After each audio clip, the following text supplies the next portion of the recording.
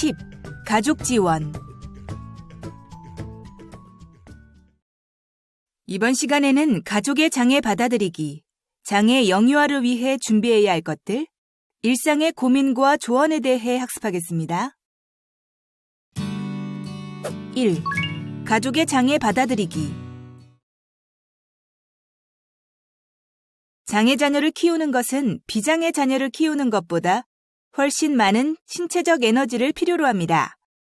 더욱이 치료를 시작하게 되면 이동과 치료 대기, 상담 등의 시간이 소요되면서 신체적으로 힘이 들어 수면 부족에 시달리기도 합니다. 장애 아동의 치료 및 양육에 대한 문제는 장기적으로 접근해야 하는 것인 만큼 육체적 피로가 누적된 생활이 이어지지 않도록 주의하여야 합니다. 주변에 도움을 요청하세요. 장애를 키우는 과정은 단기간에 끝내는 단거리 경주가 아니기 때문에 피로감이 누적되었을 경우 남편, 친정 부모님, 시부모님 등 주변에 있는 사람들에게 도움을 청하십시오. 어렸을 때 최대한 많은 시간과 노력을 투자하여 치료를 해주고 싶은 마음은 이해합니다. 조바심을 내지 말고 확신을 가지고 천천히 계속해서 나아가십시오. 부모들은 집중적으로 치료를 받는다면 장애가 경감될 것을 기대하기 때문에 많은 비용을 지불하면서 많은 시간과 노력을 기울이게 됩니다. 이러한 경우 가족관계에서 어려움을 겪을 수도 있습니다. 또한 남편이 자녀의 치료 집중에 대해 이해하지 못할 경우 부부간의 갈등이 깊어질 수 있습니다. 비장애 자녀와의 애착관계도 제대로 형성되지 않을 수도 있습니다. 아버지도 자녀의 양육에 참여할 수 있도록 이야기를 나누는 것이 필요합니다. 현재 받고 있는 교육에 대해 이야기해주고 함께 어려움을 이겨내십시오. 또한 비장애 자녀와도 애착관계가 잘 형성될 수 있도록 배려와 애정을 나누어주는 것을 잊지 않아야 합니다. 자녀를 양육하면서 어머니는 다양한 심리적인 문제를 경험합니다. 자존감이 떨어지거나 우울증이나 만성적 슬픔을 겪을 수도 있습니다. 부모 자신의 잘못으로 장애 아동을 낳았다고 생각할 수 있습니다. 물론 장애가 유전이 될 수도 있습니다. 그러나 유전의 경우에도 부모의 잘못은 아닙니다. 장애아를 낳은 것이 어머니의 책임이 될 수는 없습니다. 가까운 곳에 있는 장애가족 지원 전문기관을 이용해보세요. 어머니들이 겪게 되는 심리적 어려움은 가족 전체에게 영향을 미치게 됩니다. 힘들 경우 상담사나 기관을 알아두고 상담을 통해 해소하는 것이 필요합니다. 장애인 가족 지원센터에는 장애 자녀들을 양육한 경험이 있는 장애 부모들이 동료 상담을 통해 양육 경험을 공유하고 정서적으로 지지해주는 역할을 하고 있습니다. 또한 자녀의 특성을 잘 알고 생애 주기별, 발달 단계별로 적절한 교육과 치료를 상담해줄 수 있는 특수교사, 치료사, 복지사 등과 유대관계를 맺어두는 것이 좋습니다. 자녀의 장애를 발견하고 받아들이게 되는 과정은 힘들 수 있습니다. 장애를 받아들이게 되는 순간 장애가 경감되고 긍정적 발전을 할 수 있으며 가족 안에서 자녀가 제자리를 찾을 수 있습니다. 이 과정은 빠를수록 좋습니다. 장애 수용이 양육에 미치는 영향을 살펴보겠습니다. 장애를 받아들이는 것은 자녀에게 장애가 있다는 것을 인정하고 현실을 받아들이는 것입니다. 자녀에게 필요한 교육을 시작하게 되고 가족과 친척들의 생각도 바꾸게 됩니다. 지역사회 안에서 어울려 살아갈 수 있도록 자녀와 함께하고 있는 사람들의 생각과 시선을 변화시킬 수도 있습니다. 첫째, 자녀의 장애 부담을 경감시키는 효과가 생깁니다. 또한 부모가 심리적으로 안정되면 자녀 역시 안정되어 치료 효과가 좋아질 수 있습니다. 둘째, 자녀의 성장과 발달에 긍정적 효과를 주어 자녀에 대해 현실적인 기대를 설정하게 됩니다. 또한 자녀의 미래에 대한 계획을 세우고 자녀의 성장과 발달에 도움을 줄 수 있습니다. 셋째, 장애 자녀를 가족 구성원으로 받아들여 장애 자녀에게 가족으로서의 역할을 부여하고 함께 살아갈 수 있는 방법을 찾게 됩니다. 이로써 장애 자녀로 인해 가족이 해체되는 일을 억제하거나 방지해줍니다.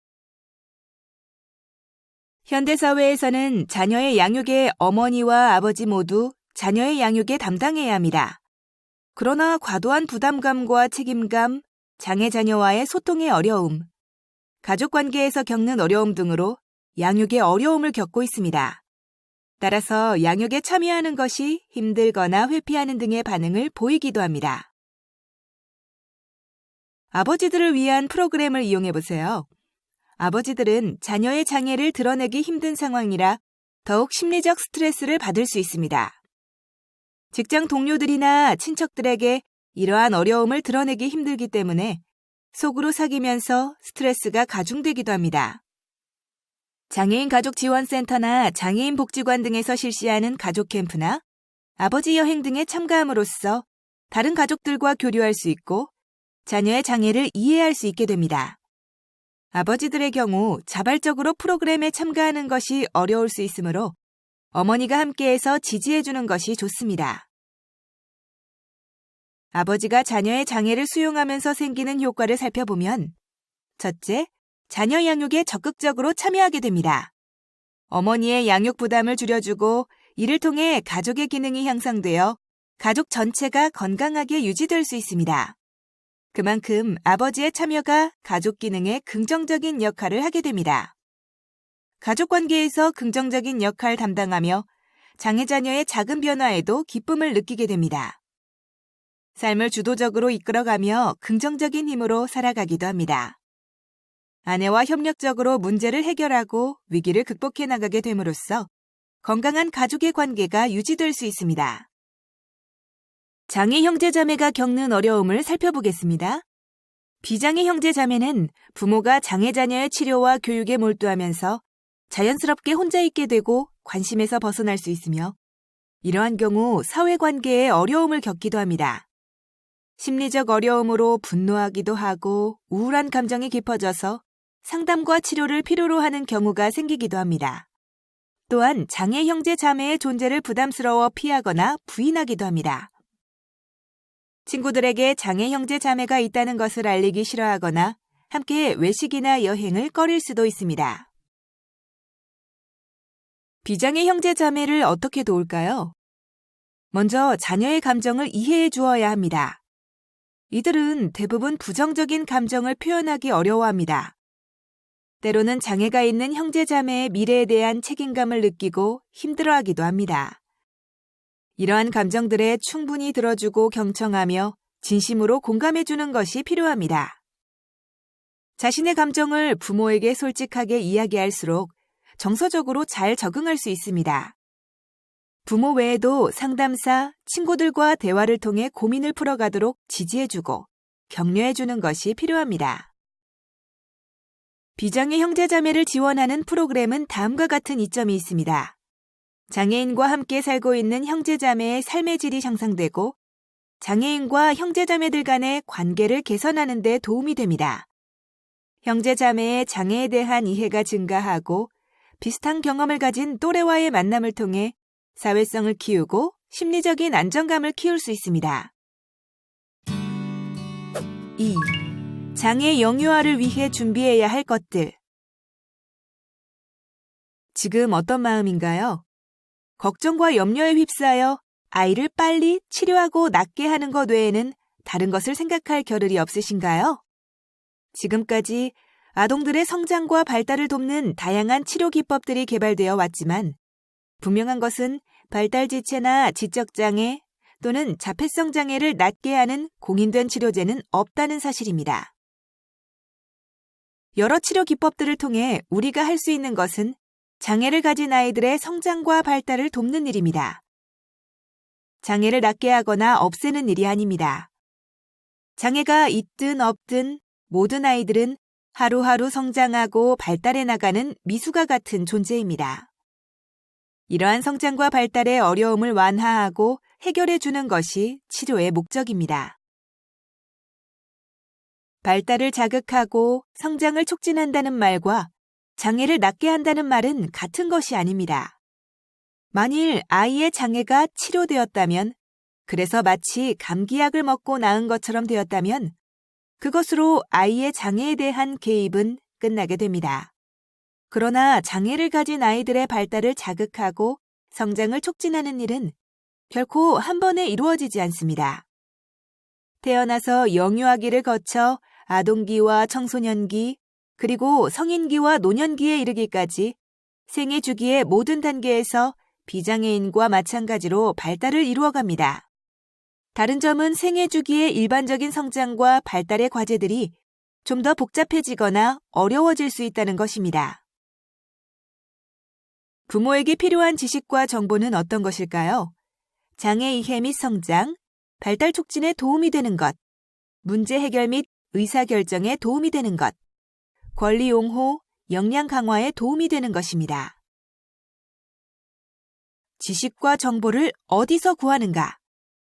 많은 부모님들이 다른 정보와 마찬가지로 장애와 관련된 많은 지식과 정보를 인터넷을 통해 얻고 있습니다. 그러나 인터넷에서의 정보의 전달력은 매우 빠를 수 있으나 그것이 얼마나 중요한 정보인지 평가하기 어려울 때가 많고 또 지식과 정보를 체계적으로 접하기도 어렵습니다. 인터넷은 지식과 정보의 엄청난 양과 빠른 전달력의 강점이 있으나 지식과 정보의 신뢰성에 약점이 있습니다. 오프라인 지식과 정보는 신뢰성에 강점이 있으나 지식과 정보의 양과 접근성에 약점이 있습니다. 따라서 인터넷과 오프라인을 잘 병행해서 정보를 얻는 것이 바람직합니다. 계획의 출발은 기록하는 일입니다. 만일 발달 검사와 같은 검사를 했다면 그 결과는 어떠했는지, 자녀와 관련된 것은 무엇이든 수집하고 기록해서 하나의 파일로 보관하십시오. 매일매일 그때그때 기록하는 습관을 갖는 것이 좋습니다. 이렇게 장애 자녀에 관한 정보를 수집하고 기록하는 과정은 부모로 하여금 아이의 발달 상태를 보다 객관적으로 바라볼 수 있도록 돕습니다. 아이의 발달 상태를 객관적으로 파악한다면 아이의 성장과 발달을 위한 최선의 선택과 결정을 내릴 수 있습니다. 또한 유치원이나 어린이집, 치료실 등 서비스를 제공하는 기관과 갈등이나 문제가 발생했을 때 그것을 해결할 수 있는 단초가 될 수도 있습니다. 영유아 자녀의 발달이 심각하게 늦거나 장애를 발견하게 되면 부모는 걱정과 우려와 함께 자녀를 위해 모든 수단을 동원하게 됩니다. 가장 대표적인 물질적 자원은 돈입니다. 자녀의 장애가 발견 혹은 확인되는 순간부터 가족이 가진 모든 자원을 쏟아붓는 일이 심심치 않게 벌어지곤 합니다. 이때 가족은 위기에 빠질 수 있습니다. 장애 자녀를 키우고 돌보는 일은 마라톤과도 같으므로 효과에만 지나치게 매달려서는 곤란합니다. 효과 못지않게 고려해야 할 또 다른 중요한 요소는 바로 지속 가능성입니다. 분명 자녀가 장애를 갖는다는 것은 부모로서 가장 심각한 일입니다. 하지만 그것만이 삶의 전부가 되어서는 안 되고 될 수도 없습니다. 고민되고 심각한 가운데에서 가족은 행복할 수 있습니다. 부모의 심리적인 자원이 고갈되지 않도록 스스로를 돌보는 일은 장애 자녀를 돌보는 일만큼이나 중요합니다. 부모는 강력한 권리 옹호자입니다. 장애 자녀의 무조건적이며 절대적인 지지자가 바로 부모입니다. 장애 자녀에 대한 권리 옹호 활동을 지역사회와 국가 전체로 보다 확대한다면 이는 정책과 제도 개선 활동의 차원으로 이어질 수 있습니다. 자신의 자녀에 국한된 시각에서 다른 장애 자녀와 다른 부모들을 보게 되고 더 나아가 자녀에게 영향을 미치는 보다 큰 틀의 제도와 정책에까지 시선을 돌리게 되면 권리 옹호 활동은 장애인 부모 운동이라는 사회운동으로 전개될 수 있습니다. 부모는 현명한 의사결정권자입니다. 자녀가 미성년의 경우에 아동의 교육과 치료 등 중요한 사안에 대한 의사결정을 최종적으로 부모가 내리게 됩니다. 의사결정권자로서 부모가 갖추어야 할 덕목은 합리적으로 현명한 결정을 내리는 능력입니다. 너무 감정에 치우쳐 결정을 내린다거나 아니면 결정을 내려야 하는 시기에 결정을 내리지 못하고 머뭇거려서는 오히려 자녀에게 해가 되거나 불이익이 될 수도 있음을 알아야 하겠습니다. 부모는 훌륭한 교육자입니다. 아무리 유능한 교사나 치료사로부터 교육과 치료를 받는다고 해도 가정에서 부모가 실행하는 교육과 어긋난다면 교육 효과는 기대하기 어렵습니다. 또한 교사나 치료사가 특정 발달 영역의 교육에 있어 전문성을 갖는다면 부모는 자녀의 일상생활 속에서 자연스러운 가르침을 주고 역할 모델이 된다는 점에서 다른 측면의 교육 전문성을 갖습니다. 부모는 효율적인 협력 조정자입니다. 장애 자녀의 삶에는 여러 전문가와 지원자들이 연결되어 있고 그들은 대부분 부모와 소통하고 의견을 나눕니다. 부모가 이들과 어떻게 협력해 나가느냐에 따라 장애 자녀에게 큰 영향을 미칩니다. 전문가들이 하나의 팀이 되어 같은 목표를 향해 장애 자녀를 지원한다면 자녀에게는 가장 바람직한 일이 될 것입니다. 부모는 장애 자녀에게 최선의 이익이 발생하도록 부모와 전문가가 서로 협력하는 관계를 만들어내야 합니다. 3. 일상의 고민과 조언. 사례를 통해 일상에서의 고민과 이에 대한 조언을 살펴보겠습니다. 사례 1. 언어 표현이 어려워 울기만 하는 아이.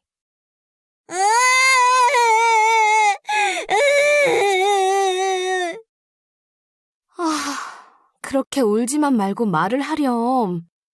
혹시 장애가 아닐까? 장애다, 장애가 아니다가 중요한 것이 아니라 자녀의 어떤 점이 장애를 의심하게 했는지를 생각해 보세요. 그리고 어떤 어려움이 있는지를 기록해보고 어떻게 풀어갈지를 생각해 보세요. 있는 그대로 자녀의 특성을 수용하고 받을 수 있는 조언이나 지원을 찾아보는 것이 중요합니다. 지역에 있는 장애인 가족 지원센터나 복지관, 병원, 특수교육 지원센터, 발달장애인 지원센터, 자료 등을 찾아보는 것도 좋습니다. 자녀의 장애 성향에 대해 문제 중심이 아닌 해결 중심으로 보는 시선 또한 중요합니다. 사례 2. 핸드폰 게임에만 집중하는 아이. 어린 나이에 핸드폰이나 컴퓨터를 너무 오랫동안 하면 성장이 좋지 않은 거야. 이제 그만할까? 게임이 좋아요! 게임이 좋아요! 일상생활에 어려움이 있을 것으로 생각되는 경우에는 조절하는 법을 가르쳐줘야 합니다. 오감을 이용한 방법을 다양하게 생각해서 자녀와 가장 잘 어울리는 것을 찾으시면 될 것입니다. 이때 유의하실 점은 자투리 시간을 미리 알려주는 것이 좋습니다. 그리고 약속을 지켰을 때 충분히 기분 좋은 칭찬을 해주시는 것도 잊지 마세요. 더불어 자녀가 좋아하는 것을 알 수 있는 기회로 활용하는 것도 좋습니다. 사례 3. 장애 자녀를 사이에 두고 다투는 부모. 집에 들어오면 아이에게 관심 좀 가지고 잠깐이라도 놀아줄 수 없나요? 어떻게 나한테 모든 걸 맡기기만 하나요? 하루 종일 일하고 와서 나도 쉬고 싶은데 집에까지 와서 아이와 놀아달라고 하면 내가 무슨 기계야? 집에서 노는 당신은 뭐 하는데? 자녀를 대하는 방식이 좀 다르면 어머님이 자연스럽게 방식을 보여주시고 정보를 제공해 주시는 것이 좋습니다. 남편도 내 아이의 양육자입니다. 기회가 된다면 남편도 더불어 자연스럽게 다른 부모들과의 만남, 아빠들과의 만남을 이어가시면 양육에 많은 도움이 되실 겁니다. 아빠의 역할에 대해서도 그분들을 통해 자연스럽게 습득하면서 변화를 가져올 수 있을 겁니다. 사례 4. 장애 자녀를 질투하는 비장애 자녀. 엄마는 맨날 동생만 챙기고 내가 무엇을 좋아하고 무엇을 하고 싶어 하는지 나한테는 관심도 없어. 그럴 때마다 동생이 더 싫어진다고.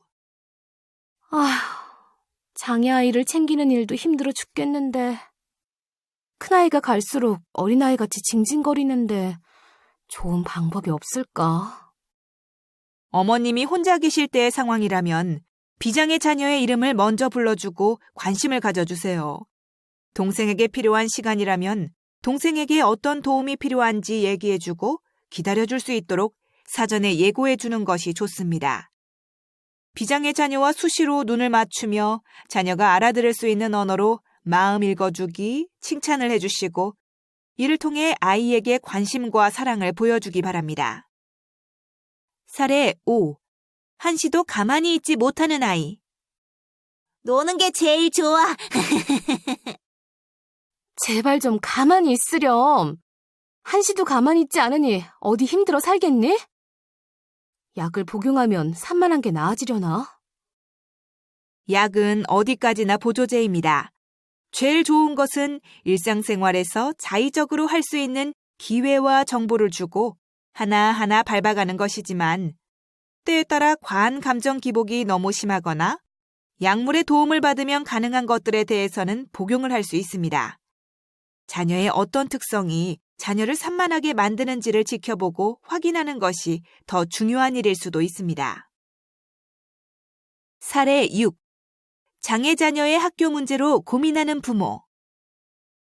작은 아이가 곧 있으면 초등학교 입학인데 어디를 보낼지 고민이네. 큰아이와 함께 보내면 큰아이가 싫어할 수도 있고 작은 아이가 아이들에게 괴롭힘을 당하면 어쩌지? 같은 학교에 보냈을 때 있을 수 있는 좋은 점과 나쁜 점을 생각해 보세요. 학교 행사나 일정을 잘 파악할 수 있다는 것, 자녀의 생활을 전달해주는 사람이 많다는 것, 장애 자녀로 인해서 비장애 자녀가 놀림을 받고 위축될 수 있다는 것, 장애 형제에 대해서 늘 신경을 쓰고 살아야 한다는 것, 학교는 엄마가 다니는 것이 아니라 장애 자녀, 비장애 자녀가 다니는 것이지요. 학교 입학 전에 충분히 가정에서 소통이 되어야 할 사항입니다. 비장애 자녀에게 상황을 이야기하고 그 자녀가 어떻게 생각하는지 충분히 듣고 그 어려움을 감안하셔야 합니다. 자녀가 불시에 겪을 수 있는 다양한 상황에 대해서 자녀가 겪을 수 있는 충격을 생각하지 않을 수도 없습니다. 사례 7. 성에 예민해진 아이. 아무도 없지? 너 이 녀석 또 거기 숨어서 뭐 하려고? 자꾸 숨어서 고추 만지지 말라 했는데. 결론부터 얘기하지만 성교육은 반드시 필요합니다. 그러나 그 시기나 상황은 자녀들의 장애 특성과 정도에 따라서 다를 수 있을 것이라 생각합니다. 도움이 더 필요한 자녀에게는 자녀의 몸을 만지는 것부터 중요 부위를 노출시키지 않고 도움을 주는 것이 성교육의 시작이라고 생각합니다. 장애 유형과 성향에 따른 신변 처리 교육이 기본으로 수반되어야 한다고 생각합니다. 스스로 신변 처리를 할 수 있도록 지속적으로 기회를 주어야 합니다. 가장 중요한 신체 부위를 다른 사람에게 맡기는 일이 많아진다면 그에 따른 위험도 높아질 수 있기 때문입니다. 오늘 학습의 주요 내용을 정리해 보겠습니다. 아이의 발달이 늦다거나 아이에게 장애가 있다는 것을 알게 된 순간 부모는 받아들이기 힘듭니다. 가족은 지금까지 경험하지 못한 낯선 세계의 길로 들어섭니다. 가족이 행복한 끈을 놓지 않고 살기 위해서는 무엇보다 가족 구성원들 간의 이해와 협력이 필요합니다. 삶에서 가족이 마주치는 수많은 어려움을 슬기롭게 헤쳐나가길 바랍니다. 이것으로 학습을 마치겠습니다. 여러분, 수고하셨습니다.